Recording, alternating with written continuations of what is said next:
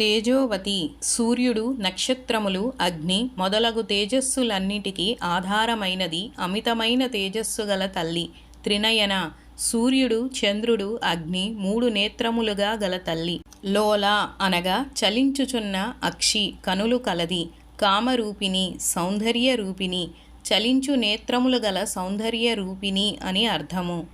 మాలిని 51 అక్షరముల అభిమాని దేవత మాలిని. అట్టి మాలిని స్వరూపిణి. 7 సంవత్సరముల కన్యను మాలిని అందురు. హంసిని యతీశ్వరులలో హంసలు, పరమహంసలు కలరు. రామకృష్ణ పరమహంస పేరు మనకు పరిచితమే. హంస నీటిని వదిలి పాలను స్వీకరించును. అట్లే యతీశ్వరులు అసత్తును విడిచి ఆత్మను గుర్తింతురు. కావున తల్లి హంసిని అయినది. మాత సర్వమును సృష్టించినది కావున మాత. సకల మంత్రములలో మాతృకాక్షర స్వరూపురాలు కావున మాత. పద్మపురాణమున కాయవరోహణ క్షేత్రమునకు అధిష్టాన దేవత మాత. దశమి తిథి నిత్య మంత్ర స్వరూపురాలు. మలయాచల వాసిని మలయ పర్వతమునందు నివసించు తల్లి. సుముఖి సుందరమైన ముఖము గల తల్లి. ఆత్మజ్ఞానముచే ముఖకాంతి అధికమగును. షోడశీ మంత్రమునకు అంగదేవతగా సుముఖి అను దేవత కలదు. నళిని నలమహారాజు దేవిని ఉపాసించి దేవి అనుగ్రహము పొందెను. అట్టి నలుడు కలది నలిని.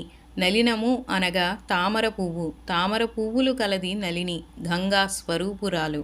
శుభ్రు చక్కని కనుబొమ్మలు కలది. అందమైన కనుబొమ్మలు భావములను పలికించును. శోభన శోభ అనగా కాంతి. మిక్కిలి శరీర కాంతి కలది కావున శోభన. సురనాయిక వేదములలో దేవతల కంటే మహత్తరమగు మహిమగల తల్లి అని చెప్పుట చేత సురనాయిక. హాలాహల విషము కంఠమునందుండుటచే శివుని కంఠము నల్లగానైనది. అందువలన శివుడు కాలకంఠుడు. ఆయన భార్య కనుక తల్లి కాలకంఠి. కాంతిమతి మిక్కిలి కాంతి గలిగిన తల్లి. క్షోభిని వరాహ పురాణమునందు వైష్ణవీదేవి చిరకాలము తపస్సు చేయగా ఆమె మనస్సుకు క్షోభ కలిగి 1000 కోట్ల కొలది దేవతా స్త్రీలు పుట్టిరి. సూక్ష్మరూపిణి వేదములో ఆత్మ మిక్కిలి సూక్ష్మమైనదని, అణువు కంటే అణువైనదని చెప్పబడినది. ఆత్మస్వరూపురాలైన దేవి కూడా సూక్ష్మమైనదని అర్థము. తల్లికి కూడా స్థూలము, సూక్ష్మము, పరము అను 3 రూపములు కలవు. వానిలో సూక్ష్మరూపిణి